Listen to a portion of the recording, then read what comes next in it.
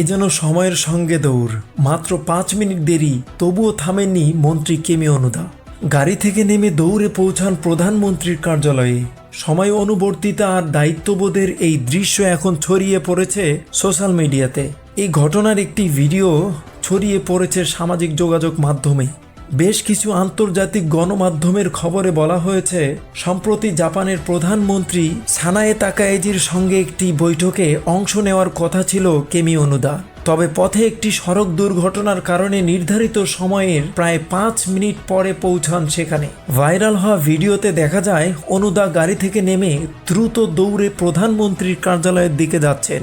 বারবার সময়ের দিকে তাকাচ্ছেন তিনি। বৈঠক শুরু হওয়ার পর তিনি সেখানে পৌঁছান। সাংবাদিকদের সামনে তিনি দেরি হওয়ার জন্য আনুষ্ঠানিকভাবে ক্ষমা চান।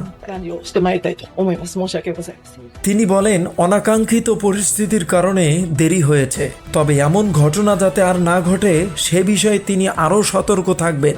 জাপানের সরকারি দায়িত্ব পালনের সময়ানুবর্তিতাকে অত্যন্ত গুরুত্ব দেওয়া হয়, তাই মাত্র কয়েক মিনিট দেরি হলেও অনেক সময় সংশ্লিষ্ট কর্মকর্তাদের প্রকাশ্যে ক্ষমা চাইতে দেখা যায়। আব্দুল্লাহ আল মামুন, বাংলা ভয়েস।